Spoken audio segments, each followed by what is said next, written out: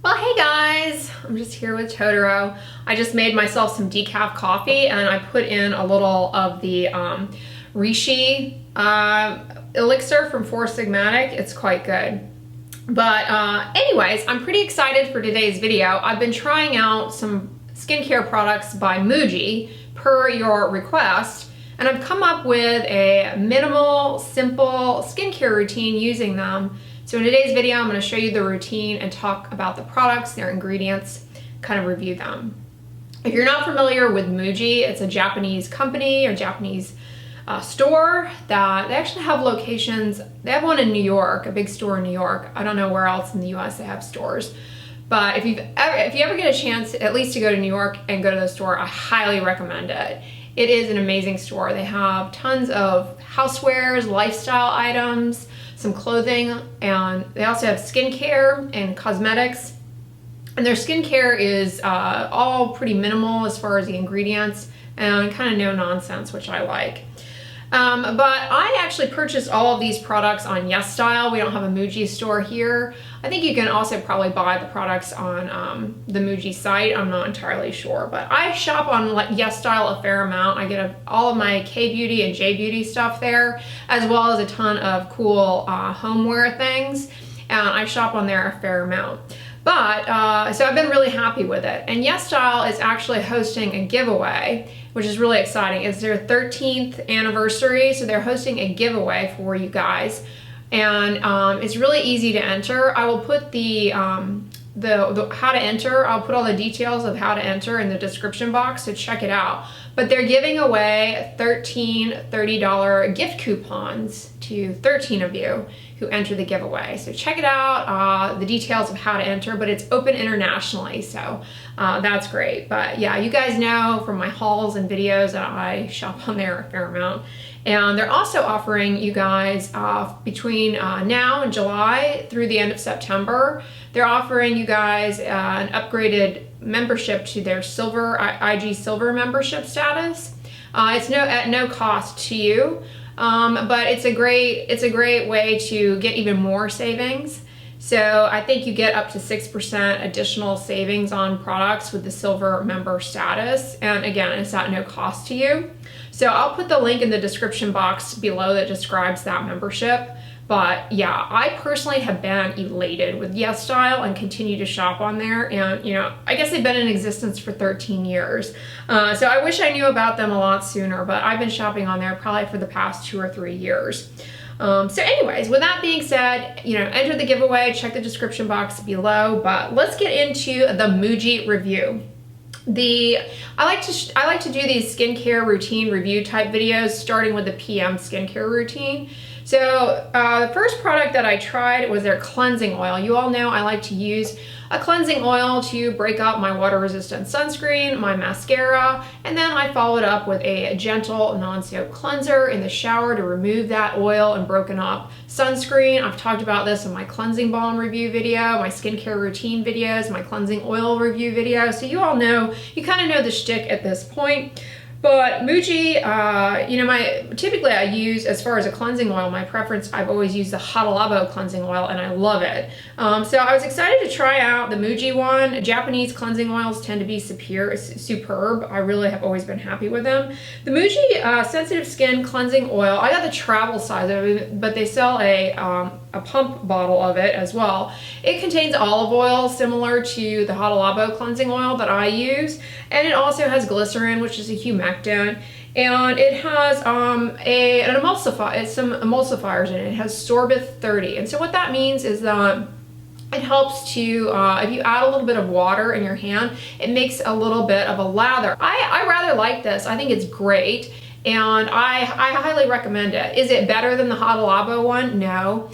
You know, I've also tried some other Japanese cleansing oils, the Cozy Softimo one, and one by Kao, and they're all fantastic. They really don't differ substantially. I've also tried the DHC cleansing oil, and it's great. So yeah, I love that. For the second cleanse, so this is now to remove that oil and broken up sunscreen layer, I tried out their face soap, mild moisture face soap. This is a really foamy cleanser. So if you like foaming cleansers, you will love this. If you don't like foaming cleansers and find they are too drying, sometimes foaming cleansers can be a little drying. You might not care for this. But it's fragrance free. It does have peach leaf extract in it and peach leaf extract and apricot juice. And so those are ingredients where when I read them, I'm always like, this is kind of a soft call for maybe potentially, possibly being kind of in the family of fragrance.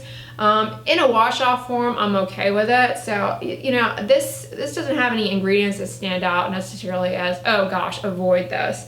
I really enjoyed this. This reminds me, you guys remember when I reviewed the Korean skincare brand Byungkang Yul for you all, how much I loved their foaming cleanser.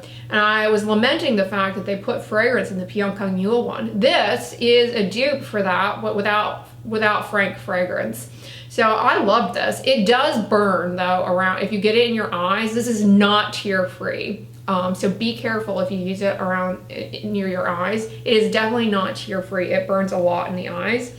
If you have dry skin, you might, you know, I was worried this would be drying, and I didn't find it to be drying whatsoever. I love it. I think it's great. I don't really have anything bad to say about it other than be careful not to get it in your eyes. So I love in short, I love the oil cleanser and the facial cleanser, and the two together make a perfect double cleanse combination that achieves a similar outcome of cosmetic removal or water resistant sunscreen removal or mascara removal. All right, and then you know my third approach in the nighttime skincare routine is always to, as soon as I rinse my face off, rinse off the cleanser and, you know, all the gunk off of my face. While my face is still wet, I like to put my moisturizer on. The moisturizer I tried by them was the Moisturizing Milk High Moisture, and this I was not impressed with, you guys. It's very liquidy, and its main ingredient is olive oil. Olive oil you'll find oftentimes in skincare products, and when the skincare product is intended to be left on the skin and intended to be used as a moisturizer, you have to question why they put olive oil in it. And the reason is olive oil is a bit of a penetration enhancer, and it's been shown in moisturizers to actually worsen what's called transepidermal water loss, probably because of the oleic acid, the amount of oleic acid in olive oil as compared to other oils. So that's one of the first ingredients, water and olive oil. So it's kind of a watery olive oil, very light watery lotion. I didn't find this particularly moisturizing, and I found it very emollient, however. So it goes on, it's pretty shiny and slippery and oily appearing. And so for those of you who have oily skin, I don't think you'll care for this at all. It's not sufficiently moisturizing, in my opinion, for dry skin. You know, it doesn't have any ingredients that stand out as being horrific other than the logic of the olive oil. It also has jojoba seed oil in it. I have a video talking about jojoba oil, you know, in moisturizers. So, you know, this is, at the end of the day, this is a more emollient, very lightweight moisturizer that just doesn't cut the bill for sealing in transepidermal water loss and preventing dryness. If you're trying to repair an impaired skin barrier, so you've got a lot of irritation, you've been using too many cosmetics, I don't think this is going to cut the bill.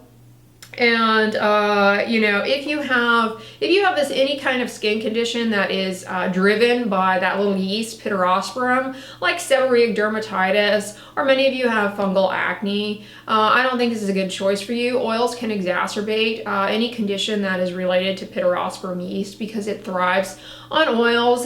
So, you know, this wouldn't necessarily be a great choice for you.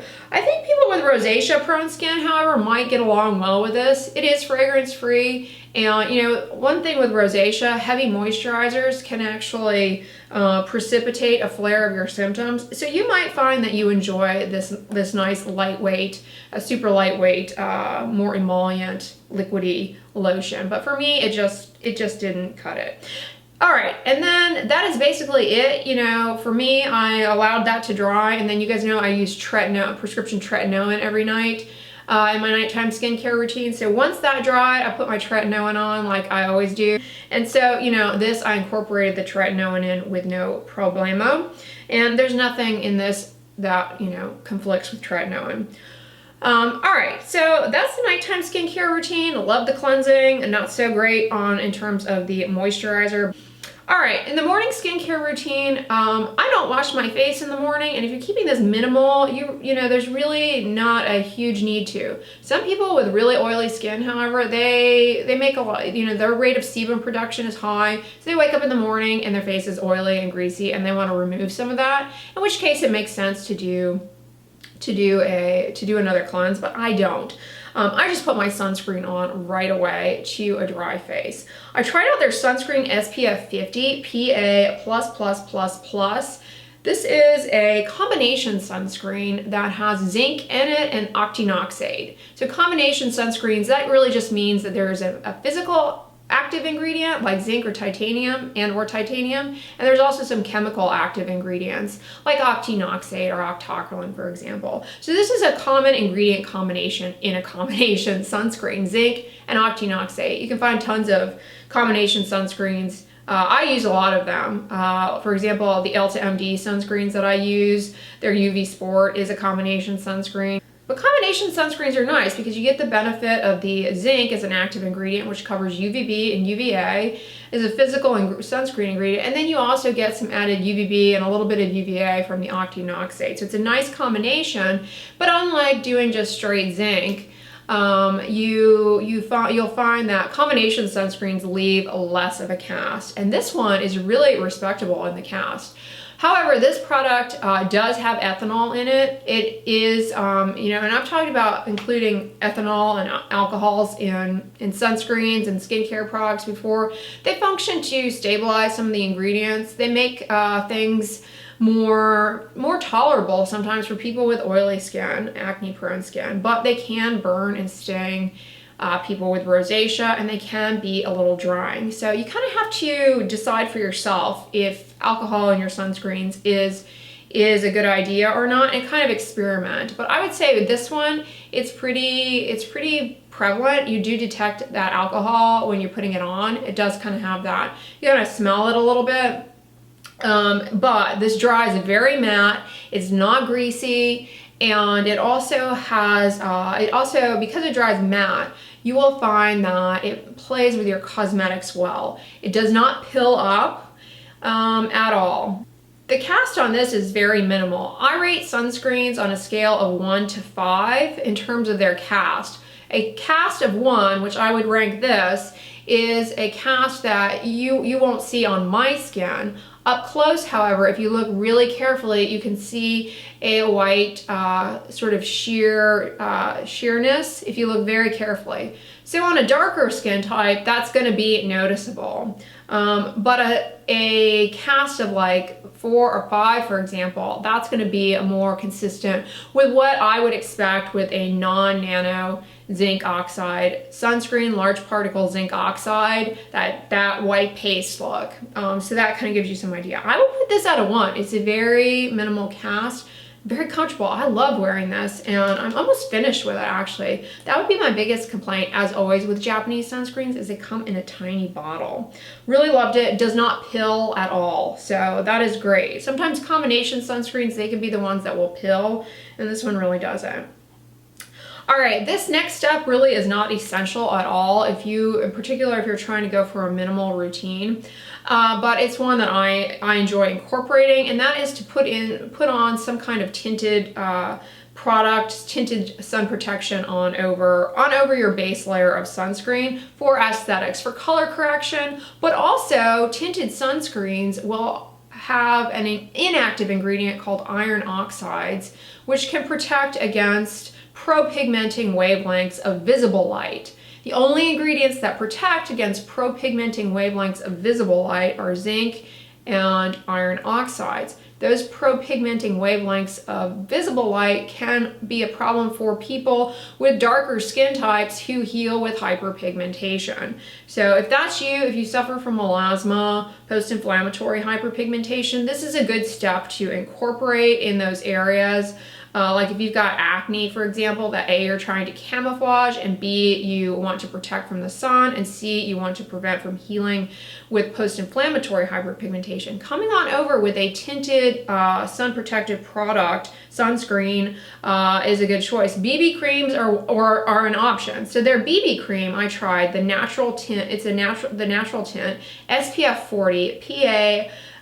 3 pluses. PA is really telling you how well it protects you against UVA, the rays that penetrate deeply. So the PA rating is not as high for the BB cream as it is for the sunscreen, but it's pretty good. And you're putting it on over, so you already have the PA rating from the sunscreen. Anyways. This I love, very comfortable. It's got shea butter and jojoba oil in it. Again, those are ingredients which are phenomenal in moisturizers and sunscreens, but if you have, you know, oily skin, you might find you don't get along well with those ingredients. It's kind of going to be guided by you. So, you know, this might not be a great choice for you, but I love it. It has such a nice feel going on, and the tint is just enough to provide nice color correction. It's not cakey, it's not greasy, it doesn't ball up or pill up, and it blends onto the skin smoothly and really sprinkles on a nice layer of those iron oxides in areas where, for me, like my upper cheeks and around my eyes, I have some more discoloration that I look to camouflage and protect. So I really enjoyed this, and I definitely recommend it. I don't know how the other tints hold up. I'm not sure how many they have, how they look on the skin, but for my skin type, you guys can see how this went on. I really enjoyed it. Again, that step is not essential, but it does give you a little bit more protection against visible light. So I really enjoy incorporating that. And then the last product that I tried, you guys have already heard me review it and show it to you all and talk about it, is their SPF Lip Cream. You do need a dedicated lip SPF. The sunscreen that you put on your skin is not formulated properly, really, to adhere adequately to the skin and lips, and can be very drying. Particularly this one, you wouldn't want to put it on your lips with that alcohol in there. It's going to be very drying and irritating. The Muji Lip Cream SPF 20 is a reasonable choice. You know, I'd like to see the SPF a little bit higher for lip protection, but this is a combination sunscreen, so the active ingredients that are protecting your lips against ultraviolet radiation are zinc and octinoxate, similar to their sunscreen. There's no cast with this, and it's very, it's just like any you know, kind of generic chapstick lip balm. It's not drying, it's not irritating, but if you are somebody who is bothered by chemical sunscreen ingredients in your lip products, you might want to avoid that one. But I really like it. It doesn't replace, for me, my favorite lip SPF, which is the Vani Cream Mineral Lip SPF. That gives a really good broad spectrum and water resistant lip protection. This one is not water resistant, I don't think,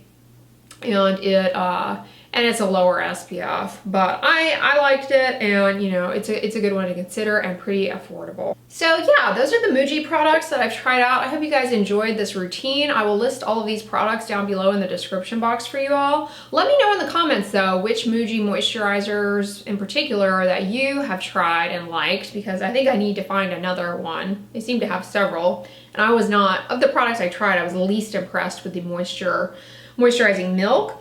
So let me know in the comments, and in addition to the products, check the description box below for the details on the giveaway. That's great that, you know, 13 of you can win $30 possibly to try out some of these Muji products. So I hope you all enjoyed this video. If you liked it, give it a thumbs up, share it with your friends, and as always, don't forget, sunscreen and subscribe. I'll talk to you guys tomorrow. Bye.